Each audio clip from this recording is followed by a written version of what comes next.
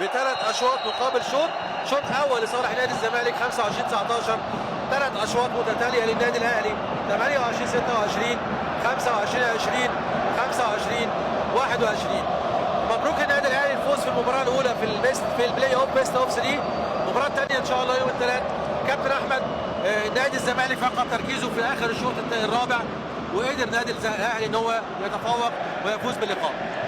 النادي الاهلي قدر يختم المباراه بصوره قويه في الوقت اللي ظهر فيه عدم تفاهم في اوقات كتيره في التغطيه على المهاجم في اواخر الشوط الرابع. يعني اللاعب الروسي ضرب اكتر من كوره لوك عالي، كان مفيش تغطيه فالكوره بتقع في الملعب بكل سهوله. لكن برضه خلينا نقول دي اول مباراه، لسه في بعد كده بعد بكره مباراه ثانيه ان شاء الله. الزمالك اكيد هيعيد اوراقه علشان خاطر يرد عليه في الماتش الثاني، ويبقى ان شاء الله في ماتش فاصل عشان احنا نتفرج على كره طايره مستوى عالي. الماتش بصراحه كان كويس، الفريقين بذلوا اقصى مجهود. الحظ النهارده ابتسم